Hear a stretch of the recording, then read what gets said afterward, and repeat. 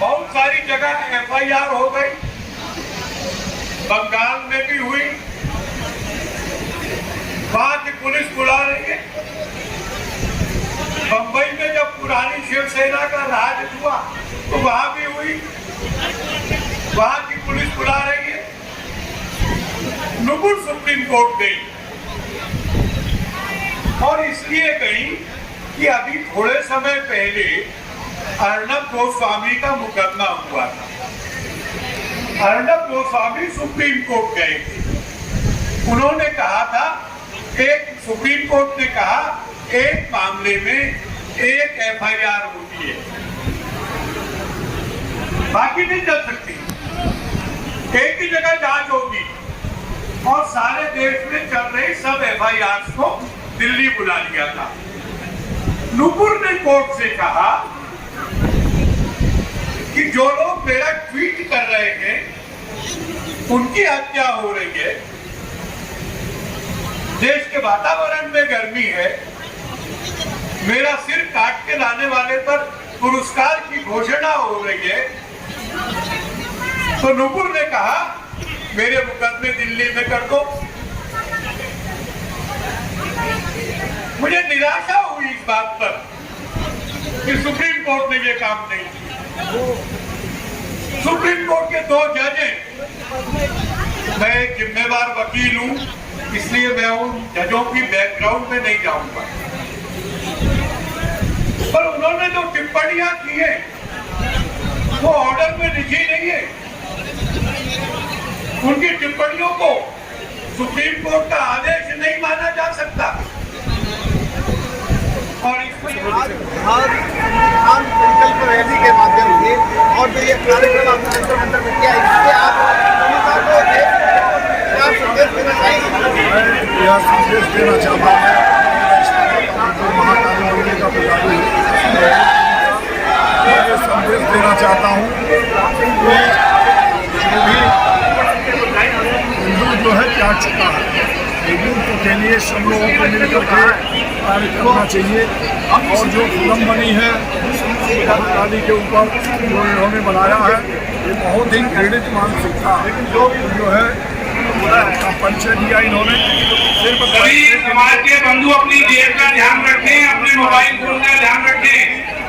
ऐसा ही सब यहाँ जंतर मंतर पर सबसे पहले धर्म होता कुछ लोग इस प्रकार की सभाओं में केवल इसीलिए आते हैं, चाहता हूँ उनकी नजर आपके समान पर रहती है। धर्म को अपना कृपया अपने समान का ध्यान रखें। से समुदाय के फिल्म बना करके दिखाते हैं। अपने मोबाइल फोन का ध्यान रखें, अपने बटुए का ध्यान रखें। रामलोई जिले से अभय कुमार नाम का लड़का अपनी टीम से अलग हुआ है। उसके पिता डॉक्टर अखिलेश मंच के नीचे इंतजार कर रहे हैं। पिता को किसी के फोन से फोन करें। प्रोड्यूसर का जो है फिल्म रिलीज नहीं होती है और भारत सरकार से मैं मांग करता हूं एक भी झंडा यहाँ छोड़ इस फिल्म को बैन किया जाए, क्योंकि इस फिल्म में बहुत ही परिचय दिया गया है। राहुल गांधी जी के साथ में आए हैं, इसलिए मैं भारत सरकार से मांग करता हूँ इस फिल्म को बैन किया जाए और इन लोगों पर कठोर से कठोर कार्रवाई की। टिप्पणी करी है टीएमसी की सांसद मैया मोहतरे ने, उन्होंने एक अवैध टिप्पणी करके ये कहा है कि काली माता जो है हमारी माता है जो शराब पीती है और सिगरेट पीती है। ये गलत बोल रही है, क्योंकि मधु दिया गया है, मधु को मधुशाला बना दिया इन लोगों ने। माता को जब भी कृपया अपने मोबाइल फोन का ध्यान रखिए, अपने बटुए का ध्यान रखिए। मीडिया के लोग भी ध्यान करने के लिए मधु दिया गया, कहीं शराब का विश्लेषण नहीं है।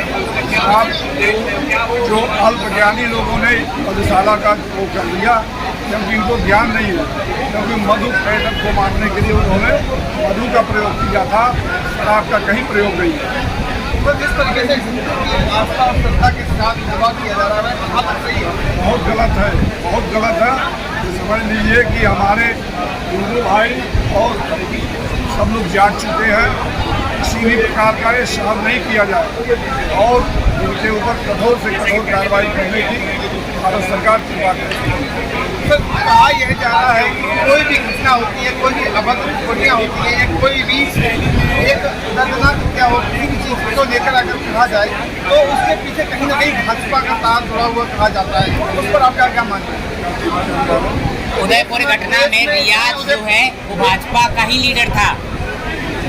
उदयपुर घटना जो रियाज था, कन्हैया लाल टेलर थे, उनकी उनको दर्दनाक हत्या कर दी गई है गला काट कर, और उनका तार कहीं ना कहीं बीजेपी से जोड़ा जा रहा है और बताया जा रहा है कहाँ पर सही है। किसी पार्टी का नाम लेना ठीक नहीं है, क्योंकि कोई भी पार्टी का सदस्य नहीं है। वह एक जो है देशभक्त था, जिसने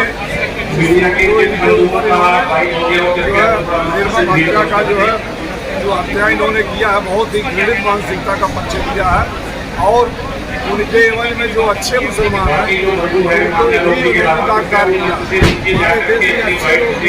और अच्छे मुसलमान भी जो इसका परिचय देते हैं कि सब लोग जो है अपना समन्वय करके मिलना चाहिए, क्योंकि यह भारत सभी देश के लोगों का सम्मान करता है, सभी धर्मों का सम्मान करता है।